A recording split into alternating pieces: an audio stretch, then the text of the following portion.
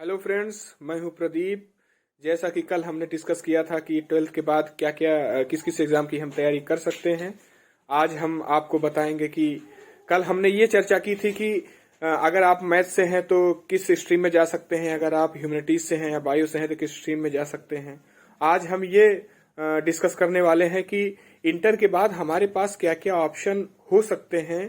केवल government exams की तैयारी जस्ट आफ्टर इंटर या जस्ट आफ्टर ग्रेजुएशन ही नहीं, बल्कि थ्रू एकेडमिक भी गवर्नमेंट जॉब्स की तैयारी हो सकती है, उसको लिया जा सकता है। जैसे अगर हमने मैथ्स इंटर से किया तो बीएससी हम करेंगे मैथ से, फिर एमएससी करेंगे। उसके बाद टीचिंग में जैसे असिस्टेंट प्रोफेसर, नेट जेआरएफ करने के बाद ये सब किया जाता है, पीएचडी किया जाता है। तो एक तो ये है ऑप्शन।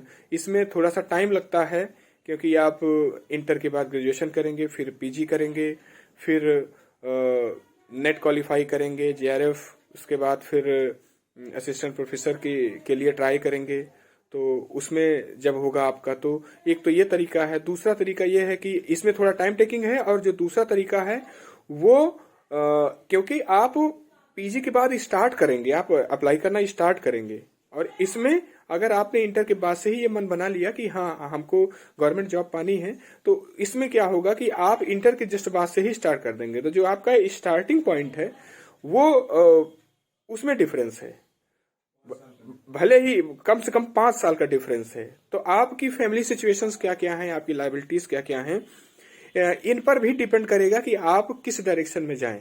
अगर आपके पास आपके घर में कोई ऐसा हो कि जो फाइनेंशियली आपको सपोर्ट हो, आपका चाहे बड़े भाई हो चाहे पिताजी हो, तो आप और आपका इंटरेस्ट हो सब्जेक्ट में, तो इंटर के बाद आप एकेडमिक्स को जारी रख सकते हैं। जैसे कि इंटर के बाद आपने बीएससी किया या बीए किया, थ्रू द सब्जेक्ट आपको जिस सब्जेक्ट में ज्यादा आपकी का इंटरेस्ट है, पकड़ है, उसको आप कैरी करते हुए और आगे जाएं और उस पे असिस्टेंट प्रोफेसर और इन सब चीज़ों की तैयारी के लिए आगे बढ़ें। तो आपके पास टाइम है।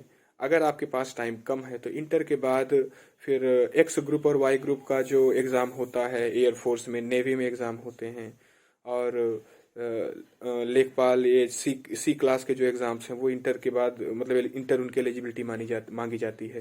तो इसके लिए आप तैयारी कर सकते हैं। और जैसे आप ग्रेजुएशन होंगे तो एसएससी सीजीएल दे सकते हैं, यूपी पीसीएस दे सकते हैं, एमपी पीसीएस दे सकते हैं। जिस स्टेट्स के हैं, मैं यूपी से हूं तो मैं बता रहा हूँ, यूपी पीसीएस दे सकते हैं। यूपी ट्रिपल एससी के एग्जाम्स जो होते हैं, जिसको अधीनस्थ सेवा चयन आयोग बोला जाता है, उसमें आप उस एग्जाम्स, उनके जो एग्जाम्स हैं उसको आप इंटर और ग्रेजुएशन अलग अलग टाइप के उसमें स्टेज होते हैं, अलग अलग टाइप के एग्जाम्स होते हैं, तो उनको भी आप उनकी भी प्रिपरेशन कर सकते हैं। तो हमें ये देखना है कि हमारी सिचुएशन क्या है। सबकी अलग अलग फैमिली बैकग्राउंड होगा, सबकी अलग अलग परिस्थितियां होंगी। उसके हिसाब से हमें ये डिसाइड करना है कि हमें किस एग्जाम की तैयारी करनी होगी।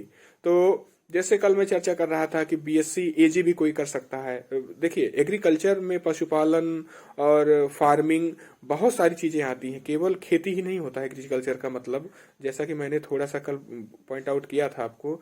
तो इंटरमीडिएट के बाद आप अगर बीएससी एजी करते हैं तो बीएससी एजी करेंगे, फिर एमएससी एजी करेंगे, तो पर्टिकुलर एग्रीकल्चर में की जो पोस्ट होती हैं उनमें कृषि संस्थान जो हैं बड़े बड़े, उनमें पोस्ट आती हैं, या जो बैंक में जो है एग्रीकल्चर ऑफिसर को स्पेशल ऑफिसर करके आता है, इन सब में आप उसमें आवेदन कर सकते हैं। तो या स्टैटिस्टिक्स एक ऐसा सब्जेक्ट है जिसको सांख्यिकी बोलते हैं, स्टैटिस्टिक्स बोलते हैं इंग्लिश में। इससे अगर आप मैथ से हैं इंटर, इसके बाद आपने ग्रेजुएशन किया, स्टैटिस्टिक्स एक सब्जेक्ट रख के किया, उसके बाद आपने एमएससी स्टैट्स की, इसके बाद आप जो श्रम विभाग हैं और बहुत सारे विभाग है, सांख्यिकी जो एनएसएसओ है जो डाटा जारी करती है हमारे नेशनल लेवल के, उनमें आप जा सकते हैं। तो एक तो होता है यूनिडायरेक्शनल कि हाँ आप पर्टिकुलर सब्जेक्ट में गए, या बायो से गए तो आप एमबीबीएस की तरफ जा सकते हैं, पर्टिकुलर सब्जेक्ट से गए तो आप उधर पर्टिकुलर एक डायरेक्शन में तैयारी करेंगे, और एक ऑप्शन रहेगा कि हाँ इस डायरेक्शन में हमें जॉब मिलेगी। और दूसरा होता है जनरलाइज का मतलब आप इंटर आपने चाहे मैथ से कर लिया, साइंस से कर ली, इसके बाद आपने तैयारी करना शुरू कर दिया, और तैयारी आपने शुरू कर दी तो आपने जीएस मैथ्स, रीजनिंग, इन सब चीजों को आप करिए। आपने सब्जेक्ट को तैयार करते हुए आपने एग्जाम देना शुरू कर दिया। और एक चीज मैं ये भी कहना चाहूंगा कि एग्जाम जो आप देंगे, ऐसा बहुत सारे बच्चे ये सोचते हैं कि हम पहले हम सारा सिलेबस कंप्लीट कर लें, इसके बाद फिर हम एग्जाम देना शुरू करेंगे। ऐसा कभी नहीं होगा कि आपकी तैयारी पूरी 100% कंप्लीट हो जाए उसके बाद आप एग्जाम देना शुरू करें, ऐसा नहीं होगा।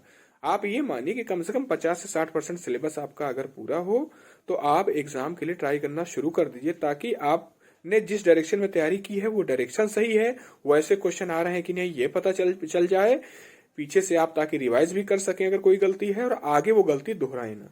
ये सब चीजों का भी ध्यान रखना है, इसलिए हमें एग्जाम के टच में आना पड़ेगा। तो आफ्टर इंटर मैं ये कहूंगा कि आप पहले ये चुनिए कि आपके सब्जेक्ट, आपका जो फेवरेट सब्जेक्ट या आपके इंटरेस्ट क्या है, उसके हिसाब से अलग अलग डायरेक्शन में तैयारी करनी उचित रहेगी। आपको यूनिडायरेक्शनल तैयारी करनी रहेगी, जैसे मैंने सांख्यिकी बताया, बायो बताया, एग्रीकल्चर बताया, इस टाइप से तैयारी करनी सही रहेगी। या मल्टी डायरेक्शनल तैयारी करनी रहेगी कि नॉर्मली इंटर आपने किया फिर ग्रेजुएशन कर लिया, चाहे बीएससी कर लिया, जैसे मैं खुद बीएससी हूँ, और चाहे बीएससी कर लिया, चाहे आपने बीए कर लिया, बीकॉम कर लिया, लेकिन आपको गवर्नमेंट एग्जाम देने हैं जो यूपी पीएससी या स्टेट पीसीएस या अधीनस्थ सेवा चयन आयोग जो होते हैं उनकी आप अपने स्टेट के उनको दे सकें। उसमें नॉर्मली क्या होता है कि जीएस पूछा जाता है और कहीं कहीं पे हिंदी पूछी जाती है और थोड़ी सी इंग्लिश, रीजनिंग और मैथ्स पूछी जाती है।